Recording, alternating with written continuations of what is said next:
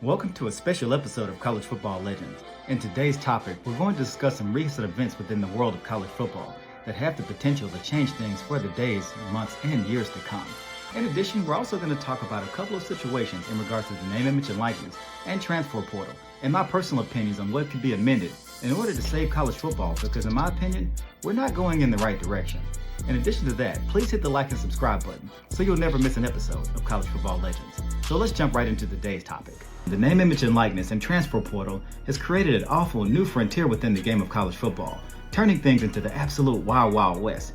Now, to be fair, I am very happy that these young athletes are making the money and compensation that they deserve, because ultimately they are the product on the field. The coaches in college football are making millions of dollars in their contracts, and the television networks are making undisclosed, unfathomable amounts of money to produce college football on Saturdays. The compensation that these athletes are receiving through the name, image, and likeness is a stark contrast from those dark ages. Remember when Terrell Pryor and Reggie Bush faced heavy sanction and suspensions for taking even the most minuscule amount of benefit? Remember when Terrell Pryor was in a scandal at Ohio State for exchanging some of his signed memorabilia for tattoos? How far we've come from an athlete taking $500 back in 2002 and facing suspensions to now players are negotiating millions of dollars in these NIL deals. In recent news in regards to today's topic, former Tennessee quarterback Nico Iamaleava entered the transfer portal despite having one of the most substantial NIL deals in all of college football at that time. Apparently, at some point during the season, he wanted to negotiate a better NIL deal, and Tennessee held firm and they held the line and they denied his request. As a result, he left the Tennessee Volunteers and hit the transfer portal. Unfortunately for Nico Iamaleava, his decision to enter the transfer portal proved to be disastrous. Unfortunately, there aren't too many teams in college football in the market for an underclassman quarterback that drastically underperformed and is asking for millions of dollars in name, image, and likeness deals. Ultimately, Nico landed at UCLA for a much lesser deal than what he previously had at the University of Tennessee. And in a shocking turn of events, his younger brother, Madden Iamaleava, transferred from Arkansas to join his older brother. To give you a little more context in this particular situation, the younger brother, Madden Iamaleava, before he transferred away from the University of Arkansas, he was an early enrollee. This means that he forwent his senior year in high school to enroll at the University of Arkansas. Despite not taking a single snap for the Razorbacks or completing a season, him transferring away after receiving a substantial NIL deal himself, he's facing legal action from the university to recoup some of the funds that they gave him, and him leaving the university without even taking a single snap. As a result of these recent events, we have two brothers that play the exact same position that's transferred to the same school. The older brother has walked away from millions of dollars from his previous situation, is only making a fraction of that at UCLA. And the younger brother, he's facing legal action from transferring from Arkansas so quickly. Despite the drama that's surrounding Nico and Madden Iamaleava, this isn't the first time that a player has transferred prematurely, ultimately to the detriment of their career and their financial situation. Former UNLV quarterback Matthew Sulka started out at the FCS ranks at the Football Championship Subdivision program Holy Cross, and having a very good season at Holy Cross was able to transfer to UNLV. This would be his first starting job at the Division I level.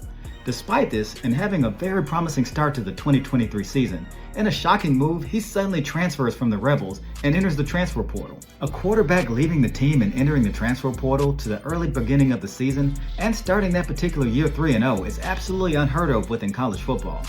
But it turns out that there is more to this story. It either turns out that A, Matthew Sulka was promised $100,000 to be the starting quarterback at UNLV, and ultimately they didn't come through with their promise and to deliver the money that they had discussed.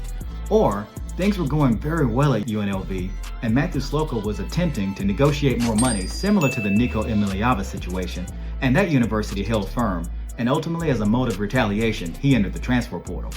There is much to be disclosed, and we don't know the quite details of the story, but ultimately, homeboy didn't get his money and he left the team. What was puzzling to me personally about his early departure from the team is that the Rebels were a shocking 3-0 that year, and it was one of the best starts they'd had in over 20 years. And despite their good start, he'd leave the team prematurely. And ultimately, during that 2023 season, the Rebels went 11-3 that year, and they won their bowl game without their starting quarterback in Matthew Sulka. So the message that this sends that the Rebels would have been fine whether he was on the team or not. Now, in my personal opinion, had he had stayed on the roster and they had gone 11-3, he could have taken some responsibility for that team's success. With the leverage that Matthew Sulka could have had as a starting quarterback to a team that went 11-3, he could have used this leverage to negotiate a much better NIL deal entering the transfer portal at the conclusion of that season. There are plenty of programs within the Power Four that are desperate for a starting quarterback that has in-game experience, and he could have fit the bill and met his needs without leaving so abruptly. Ultimately, Matthew Sulka transferred to James Madison University, which is ultimately a lateral move in my opinion, and of course he did receive the money that he was looking for. But I think a lot of you could have agreed he would have had a much better and substantial deal within NIL had he been able to transfer to a Power 4 school after staying the course and being 11-3. With veteran players abruptly leaving their programs in pursuit of better NIL deals, then in contrast, we have young unproven players that are holding teams hostage in order to pursue better deals themselves. For example, former Arizona State quarterback and UF commit Jaden Rashada. He is currently on his third transfer, and despite having marginal numbers at Arizona State, he's since transferred to the University of Georgia, and now he's at the transfer portal again. And in shocking news, he's recently committed to Sacramento State University. Now, no knock on the FCS program Sacramento State, and they're a very productive team within the FCS. But a former 5-star recruit transferring and ultimately landing at a lower tier FCS program is shocking.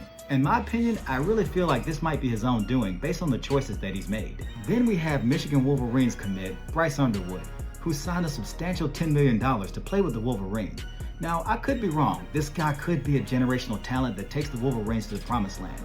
But in my opinion, there are plenty of former 5-star recruits whose names that we've never heard of again after entering college. So as we come to the conclusion of this discussion, you might want to ask, what can be done to amend and maybe fix some of these situations so college football doesn't deteriorate into an abyss and turn into something that we no longer recognize? So I don't have all the answers to that. I'm just a guy on YouTube that has my personal opinion. But I will say there are some things that we could do ultimately to fix this mess of a situation known as the name, image, and likeness and the transfer portal. I want to reiterate and I want to make sure that it's clear. I am happy that these athletes are being compensated because ultimately they are the product on the field. But there have got to be some amendments that are made in order to preserve college football as we know it. First, in my personal opinion, I feel like there should be caps for incoming freshmen on what they receive in regards to the name, image, and likeness. For example, incoming freshmen to Power 4 schools from the ACC, SEC, Big 12, and the Big 10 should have a cap of maybe $200,000 in NIL deals before they enter college.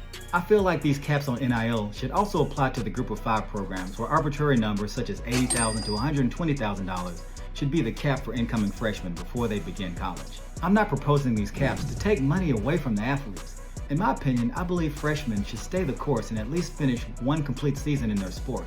And after that season, then they unlock some of the features and special privileges of having access to these larger substantial NIL deals as their college career progresses. In regards to the transfer portal, I believe that these athletes should be able to transfer with stipulations because let's be honest, during the recruiting process, it's a sales pitch to these young athletes. And in some cases, these coaching staffs can sell these young men a bill of goods and really mislead them before they come on campus. So I believe that every athlete should have one transfer penalty free. And the next transfer, maybe they should have to sit out 1 year or a semester before moving on to their next program. And of course, there would be additional stipulations such as the coaching staff abruptly leaving, giving athletes an opportunity to pursue other schools during that transition time. So ultimately, this is a very crucial time in a young man's life from age 18 to 22 years old. And transferring at the first sign of adversity is not building the character that you'll need to build the rest of your life. So that's it for today's subject in regards to Nico Iamaleava and his younger brother Madden and the transfer portal and name, image, and likeness. I want to hear your thoughts about this subject and let's continue this conversation and give me your thoughts in the comment section below. And remember to please hit that like and subscribe button and hit the notification bell so you'll never miss an episode of College Football Legends. Until next time.